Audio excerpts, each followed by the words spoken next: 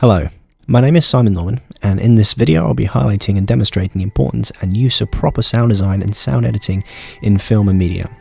Now, for whatever reasons, the actual art of sound editing and sound design, and even location recording, is usually one of the last aspects of a film's production to be addressed, especially at an independent level. It is for this reason that a lot of films come out feeling unprofessional, regardless of the high level of skills demonstrated in direction, acting, photography, special effects, and image editing. So, what I'm going to be doing here in this video is highlighting a number of common problems which can occur from small budget and independent films, and how important a role quality sound editing and design is to the finished product. Now, what you're about to view are two scenes from a small film called The Hunter by Alistair Ferron, which I recently worked on. This will serve as great examples in sound editing, repair and recovery, Foley work, and finally ADR. What I'm going to be doing is playing you the scene from the film in a completely unedited form, and then I'm going to break down the problems with it in that unedited form and why it sounds bad.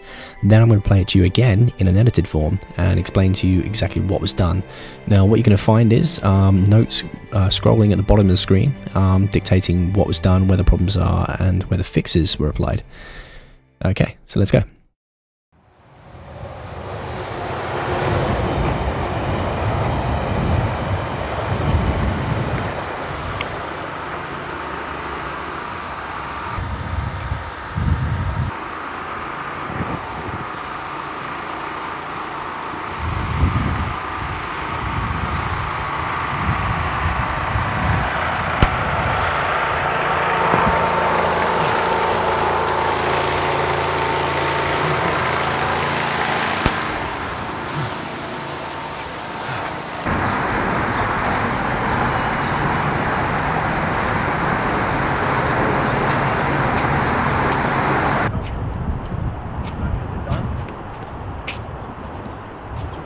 Last you a week, Duncan. This is getting out of hand. I did the job! That's the deal, so give me my fucking meds!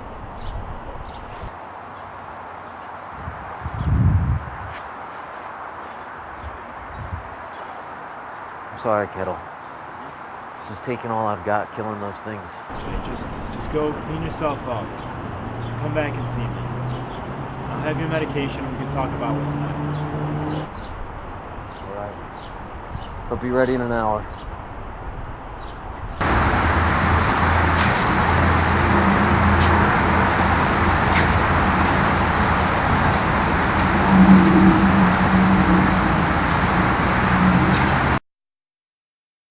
Okay, so that was a scene from The Hunter.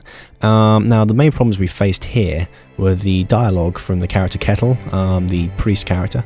They basically weren't usable in any way at all. I couldn't salvage the sound in any way. It was like predominantly 70% ambience, with 30% of his actual dialogue. It sounded terrible and it was completely unusable. So luckily the director, who was a British director, Alistair Ferron, was able to get the guy who played that character, who lives in New York, the film was shot there, to do some ADR for us. Now, the main character, ideally I would have liked to have done that as well, but he was actually he was unavailable for that work. He was off in Germany somewhere, so I had to basically mix the ADR with the stuff that was recorded on set with the main character. Luckily his stuff was pretty okay. Basically everything else from that scene I had to basically drop. The sound was pretty much wild and unusable.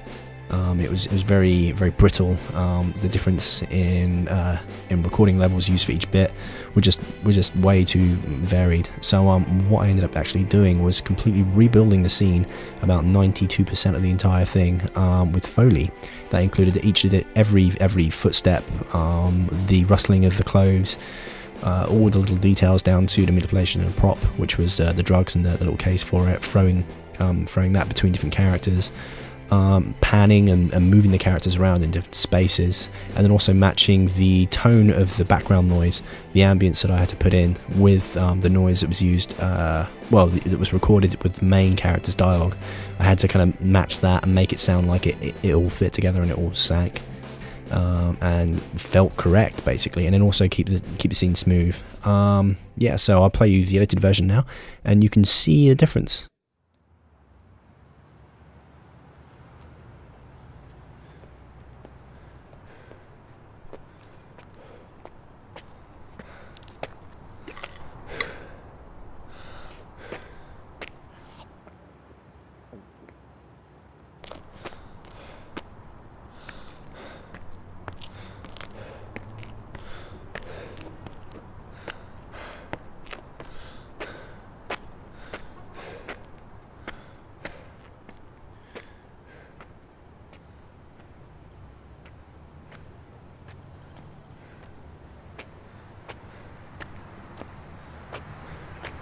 Duncan. Duncan, is it done? These were supposed to last you a week, Duncan. This is getting out of hand. I did the job. That's the deal, so give me my fucking meds.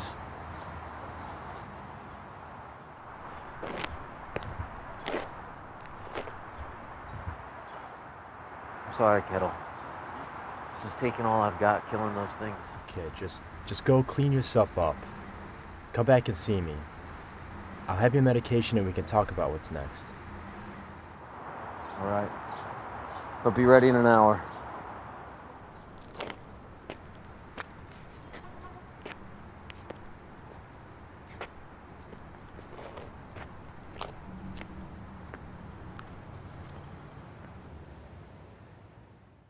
Well, as you can see, the new Foley and ADR for that scene really kind of smoothed the whole thing off, made it sound and feel a lot more professional, and also a bit more like an actual story that's being told in the traditional film sense. Moving on now, I'm going to show you a scene, again from the film Hunter by Alistair Theron. In this scene, you have two characters fighting, which was an interesting challenge. I'll play the scene through to you and then explain some of the things that went wrong. As usual, if you check out the bottom of the screen, you'll see listed what's actually happening and what's a no-no, and then I will play you the scene fixed, and you can see the difference basically and how more digestible it is. Okay, here we go.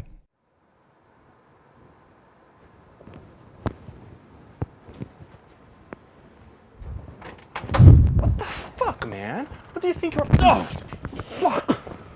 Damn, fuck! I'm gonna bleed you for every penny you got, motherfucker. Whoa. What are you doing, man? All right, just take it easy. Just whatever it is that you want, just tell me, all right? And we'll take care of that. Your kind will suffer for the pain you've caused. My kind? I'm just a businessman, all right? Just take it easy, stay calm, and just take whatever you want. It's all Shut right. the fuck up!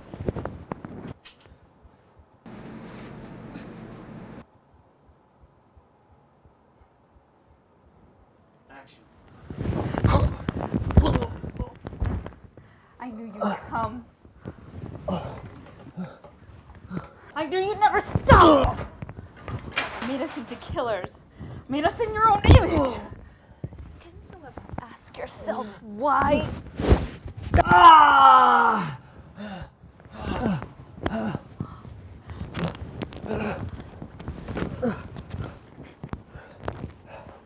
It's time for you to become the hunted.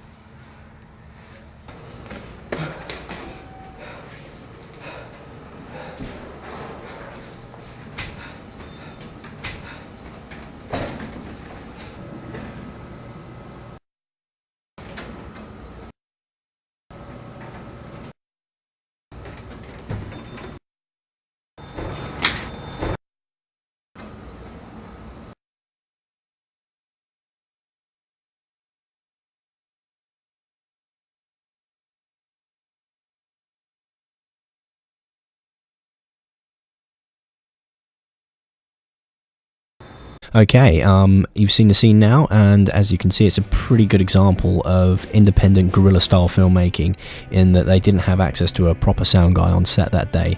The result of which was the sound equipment they had access to, which was 2 lav mics and an onboard camera mic, was improperly used, in that the 2 channels used to record with were just 2 lav mics. And as you can pretty much hear, doing that in a fight scene is pretty much a humongous no-no. Every movement from the character's clothing and impact and body slams is picked up predominantly on the microphones, completely overwhelming and over-brawling the dialogue that you need for the scene. It sounds very, very, very amateur and completely ruins the scene. It makes it completely unwatchable. Also, it was missing some basic editing there and some Foley for like the impacts and so on and so forth. But predominantly, it was it was the scuffling of the microphone sounds that you could hear, which completely ruined it. Now, this is an excellent exercise in cleaning of audio, which you'll find a lot on independent film. So the techniques that I used to overcome these problems were quite varied. You had EQ and frequency specific phase reversing, also some spectral repair in that I was highlighting certain amplitude and frequency areas, deleting the audio and then using specific techniques to rebuild sound in that frequency region. Now, a lot of this had to be done while also keeping intact the dialogue from the actors, because we couldn't get them in for ADR again, especially the lead. That was going to cause months and months and months of problems and delay the film, and it had to be done pretty quickly. So pretty much all the sound that you heard there had to be reclaimed and re-engineered. To do this, it involved me listening through to every sound file that was presented to me within the actual project, figuring out the best ones to use, and then also listening to every click, pop, scratch, shuffle, and then using these different techniques like EQing and phase reversing to remove them. It was a pretty long, laborious job. If the sound had been recorded well, I could have pretty much edited that in a day, less than that even. But the reality of that was that I had to basically go through every one of those clicks, pops, and shuffles, and it took me about just over a week full-time work to remove all of that and reclaim the audio and make it usable. To bolster this, I also did some pretty fun and enjoyable Foley recording and editing for this to beef up the fight sound and kind of bring it to life and give it some impact, add the certain sounds needed to kind of identify like the injury of different bodies and stuff. And if you noticed the last half of the scene, it gets a bit crazy with editing and stuff, and that kind of gave me that, and the director gave me an interesting opportunity to kind of fill that area up and kind of make sense of that strange editing and cutting style that was used. To do this, I did some unusual sounds and brought in kind of a focus on that character. And then after that, I added some kind of specific reverse reverb and mixing effects to animate the different cutting in and out to black, and also filling out those areas where there was no sound available. Kind of brought that to life again with more Foley and some specific mixing techniques. So yeah, this was another scene that really does show the worth of a good sound guy, good sound editor, good Foley artist, good sound designer, because you can see the scene becomes a lot more watchable, and it also becomes very digestible, and it comes to life, you know. So yeah, let's rewatch it, and you can analyze all the different aspects and stuff that I added. Enjoy.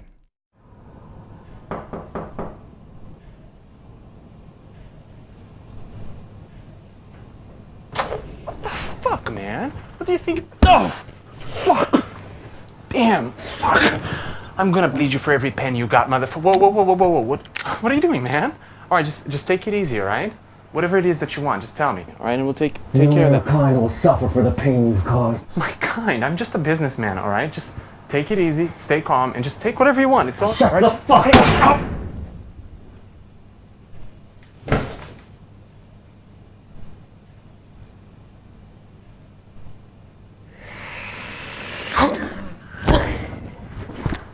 I knew you'd come.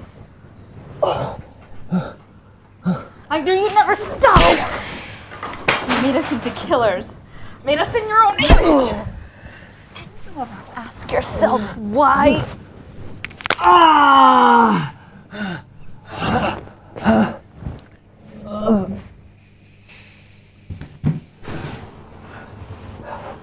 It's time for you to become the hunted.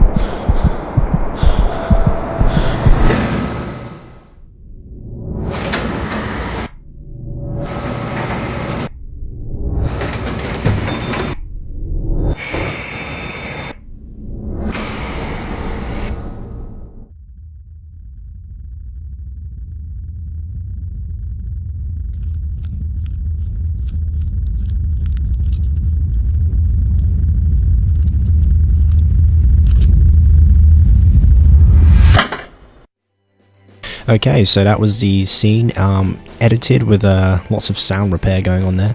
You can see the amount of times and the amount of different scenes that I had to kind of fix with that, and the difference that the actual the kind of feel the scene had with all the additional foley you put in with the strike sounds, the thumpings, the rumblings of guys falling over, people being punched in the face, all those little touches kind of bringing it together, and also the kind of room tone and tying the different edit points from the camera changes backwards and forwards and stuff. And yeah, the interesting effect that sound can have on a scene, as you can see in the last half of the scene with the weird crazy delaying comb filtering effects and the heartbeat and the ADR with the breathing sounds, and also that kind of low frequency rumble that I added as well kind of gave significance to what was going on screen with the some of the special editing effects that was used as well, kind of put it in context and made it make sense in a way, kind of heightened the feel of the character in the scene. And you know, it gave the whole thing a dynamic and a feel. Overall, it's a massive improvement, and yeah, another great example of why a good sound guy, both on set preferably and then also definitely in post-production, is needed for your films here, because it really does add that extra layer and give it that overall professional sheen to a piece. So yeah, I hope you've enjoyed this, and hope you found it educational. At least you can kind of see what goes on regarding sound for small independent films and for media. And yeah, much homage must be paid to Alistair Ferrin from Ferrin Films, letting me use his little piece there, The Hunter. If you want to pop over to his website, www.ferrinfilms.com. There's also my website, which is www.simonnorman.com. It's lots of examples of my work there, and also feeds quite nicely into my music site, which you'll be able to navigate around once you're there. Yeah, I hope you've enjoyed this, and see you soon, guys.